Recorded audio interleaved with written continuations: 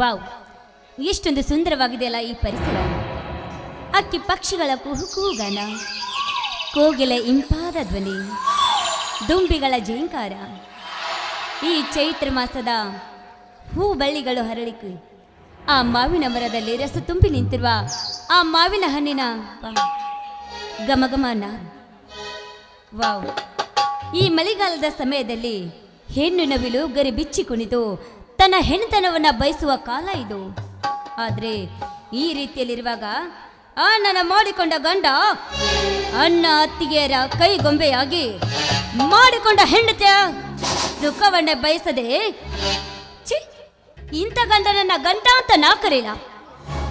ಛೀ, ನಾನು ಸಂಪಾದನೆ ಮಾಡಿದ ಹಣನ ಬರೀ ಸಮಾಜ ಸೇವೆ ಅಂತ ಬರೆಸಿದ್ರೆ ಮುಂದೆ ನನ್ನ ಗತಿ ಆದ್ರೂ ಏನು? ಅಣ್ಣ ಅತ್ತಿಗೆರ ಜೊತೆ ಕಾಲ ಕಳೀತಾ ಹೋದ್ರೆ ಈ ನನ್ನ ಬಯಕೆನ ಈಡೇರಿಸೋರಾದ್ರೂ ಯಾರು?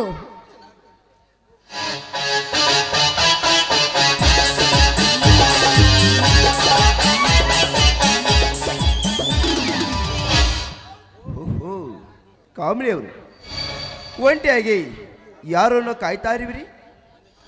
ಓಹೋ, ಜನಾರ್ದನ್ ಅವರು. ಏನು ಇತ್ತ ಕಡೆ ತಾವು? ಮುಸ್ಸಂಜೆ ಸಮಯದಲ್ಲಿ ವಿವಾರಕ್ಕಾಗಿ ಹೊರಟಿದ್ದೆ. ತಂಪಾದ ಗಾಳಿಯಲ್ಲಿ ಈ ನಿಮ್ಮ ಪಿಸು ನುಡುಗಳನ್ನು ಕೇಳಿದೆ. ಯಾರಿರ್ಬೋದು ಎಂದು ನೋಷ್ಟಲ್ಲಿ ನೀವು. ವಾವ್, ತುಂಬಾ ಕ್ರಿಯಾಶೀಲರು ನೀವು. ಆಗ್ಲೇ ನಾನು ಮಾತಾಡಿದ್ದ ಮಾತನ್ನು ಕೇಳಿಸ್ಕೊಂಡೆ ಬಿಟ್ರಾ? ಕೇಳಿಸ್ಕೊಂಡೆ ನಿಮ್ಮ ಹತ್ತಿರ ಧಾವಿಸಿ ಬಂದಿರುವೆ. ಯಾಕೆ? ನಾನು ಬಂದಿದ್ದು ತೊಂದರೆ ಆದರೆ ನಾನಿನ್ನು ಹೊರಡುತ್ತೇನೆ. ತೊಂದರೆ ಏನಿಲ್ಲ, ಏನೋ ಸ್ವಲ್ಪ ಮುಜುಗರ ಆಯಿತು ಅಷ್ಟೇ. ಕಾಮಿಡಿಯವರೇ, ಬಹಳ ದಿನಗಳಿಂದ ನಿಮ್ಮ ತಮ್ಮ ಭೇಟಿಗಾಗಿ ಕಾಯ್ತಾ ಇದ್ದೆ. ಇಂದು ಸಮಯ ಕೂಡಿ ಬಂದಿದೆ. ನಿಮಗೊಂದು ವಿಷಯ ಹೇಳ್ತೀನಿ, ತಪ್ಪು ತಿಳಿದುಕೊಳ್ಳಬೇಡಿ. ಚೇಚಿ, ಹಾಗೇನಿಲ್ಲ, ಧಾರಾಳವಾಗಿ ಕೇಳಿ ಮಿಸ್ಟರ್ ಜನಾರ್ದನ್ ಅವರೇ. ನಿಮ್ಮ ಪ್ರೀತಿ ಯಜಮಾನ ಅಣ್ಣ ಅತ್ತಿಗೆಯರ ಗುಲಾಮನಾಗಿ ನೀವು ದುಡಿದ ಸಂಪಾದಿಸಿದ ಹಣವನ್ನು ಆ ನಿಮ್ಮ ಮಾವನವರು ಸಮಾಜಕ್ಕೆ ಖರ್ಚು ಮಾಡಿದರೆ ಮುಂದೆ ಹುಟ್ಟುವ ಮಕ್ಕಳಿಗೆ ಭಿಕ್ಷಾ ಪಾತ್ರೆ ಕೊಡಬೇಕಾಗುವುದು. ಬಾಡಿಗೆ ಕೊಡಂತೆ ದುಡಿಯೋರು ನೀವು, ಐಷಾರಾಮಿ ಜೀವನ ನಡೆಸೋರು ಅವರು. ತಪ್ಪಾಗಿ ಮಾತನಾಡಿದ್ರಿ, ದಯವಿಟ್ಟು ಕ್ಷಮೆ ಇರಲಿ. ಚೇಚಿ, ನೀವು ಹೇಳುವುದು ನಮ್ಮ ಒಳ್ಳೆಯದಕ್ಕೆ ಅಂತ ನನಗೆ ಗೊತ್ತು. ಆದರೆ ಅಣ್ಣನ ಬಂಧನದಲ್ಲಿ ಬಂದಿಯಾಗಿ ಮಾಡಿಕೊಂಡ ಹೆಂಡತಿಯ ದೇಹ ಸುಖವನ್ನೇ ಬಯಸದ ಅಂತವನವರ ಗಂಡ ಅಂತ ಕರೆಯೋದಕ್ಕೆ ಛೇ, ನನಗೆ ಮನಸ್ಸು ಬರ್ತಾ ಇಲ್ಲ. ಆದರೂ ಏನೋ ಹೇಳಿ, ಒಂದು ಮರದಲ್ಲಿ ಬಿಟ್ಟ ಹಣ್ಣನ್ನು ತಿಂದಾಗಲೇ ತಾನೇ ಅದರ ರುಚಿ ಏನು ಅಂತ ಗೊತ್ತಾಗೋದು. ಈ ರಸ ತುಂಬಿದ ಹಣ್ಣು ತನ್ನ ಕಾಮದಾಸಿಗೆಗೆ ಹಾತುರುತ್ತಿದೆ ಅಂತೆ ಕಾಣುತ್ತದೆ. ಯಾಕೆ ಮಿಸ್ಟರ್ ಜನಾರ್ದನ್ ಅವರೇ, ನನ್ನ ಮಾತಿನ ಸ್ವಾರಸ್ಯ ತಮಗಿನ್ನೂ ಅರ್ಥ ಆಗಿಲ್ವೇ? ತಮ್ಮ ಬಯಕೆ ಏನೆಂದು ತಿಳಿಸಬಾರದೆ? ಹೊಟ್ಟೆ ಹಸಿವಾದಾಗ ಊಟ ಮಾಡ್ತೀವಿ, ಆಯಾಸ ಆದಾಗ ನಿದ್ದೆ ಮಾಡ್ತೀವಿ, ಯೌವನ ಬಂದಾಗ ಗಂಡು ಹೆಣ್ಣು ಕೂಡಿ ಆನಂದಿಸ್ತೀವಿ. ಆದರೆ ಆ ಭಾಗ್ಯನೇ ನನಗಿಲ್ಲ ಅಂತ ಆಗಿದೆ. ಆದರೆ ಈ ನನ್ನ ಯೌವನ ತುಂಬಿದ ದೇಹಕ್ಕೆ ನೀವೇಕೆ ಒಡೆಯರಾಗಬಾರ್ದು? ಛೇ, ಮಿತ್ರನ ಹೆಂಡತಿ ತಂಗಿಗೆ ಸಮಾನ, ಹಾಗೆ ಮಾಡೋದು ತಪ್ಪಲ್ಲವೇ? ಕಾಮಕ್ಕೆ ಕಣ್ಣಿಲ್ಲ, ಈ ನಮ್ಮ ಇದಕ್ಕೆ ಭೇದವಿಲ್ಲ. ಒಂದು ಮಾತು ಹೇಳ, ಹೇಳಿ. ಎಲೆಮರೆಯ ಕಾಯಿಯಂತೆ ನಾವೇಕೆ ತೆರೆಮರೆಯಲ್ಲಿ ಪ್ರೇಮಿಗಳಾಗಿ ಮೆರಿಬಾರ್ದು? ಬಯಸಿ ಬಂದವಳಿಗೆ ನಾನೇಕೆ ನಿರಾಕರಿಸಲಿ? ಹಾಗಾದ್ರೆ ಬನ್ನಿ ರಾಜ, ನನ್ನ ಮನ ತನಿಸಿ ಒಂದು ಹಾಡನ್ನಾದ್ರೂ ಹಾಡಿ.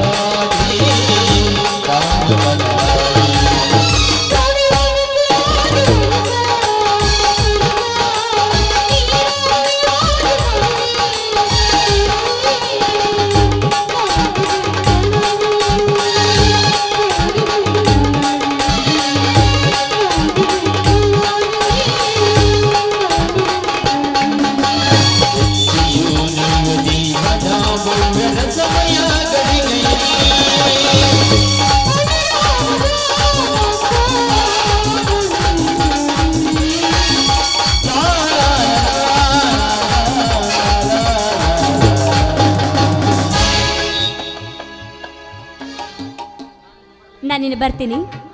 ಮನೆಯಲ್ಲಿ ಎಲ್ಲರೂ ನನ್ನ ದಾರಿನೇ ಕಾಯ್ತಾ ಇರ್ತಾರೆ. ಬಾಯ್. ಆಯ್ತು, ಹೋಗಿ ಬರ್ತಿಲ್ಲ.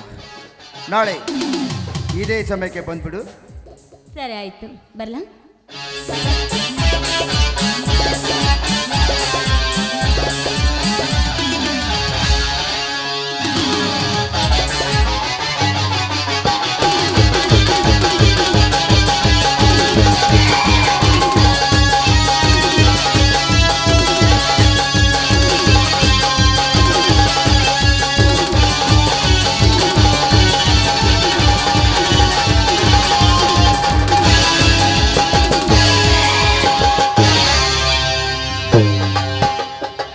ಜಾನಕಿ, ನಿನ್ನನ್ನು ಅನುಭವಿಸುವ ಕಾಲ ತಾನಾಗೆ ಕೂಡಿ ಬಂದಂತೆ ಕಾಣುತ್ತದೆ. ಈ ಕಾಮಿನಿಯನ್ನು ನನ್ನ ನಾಟಕದ ಸೂತ್ರಧಾರಾಗಿ ಮಾಡಿಕೊಂಡು ನನ್ನ ಬಯಕೆಯನ್ನು ತೀರಿಸಿಕೊಳ್ಳದೆ ಬಿಡಲಾರ. ಈ ಜಗದೇಕ ವೀರ ಜನಾರ್ದನನೇ ಅಲ್ಲ.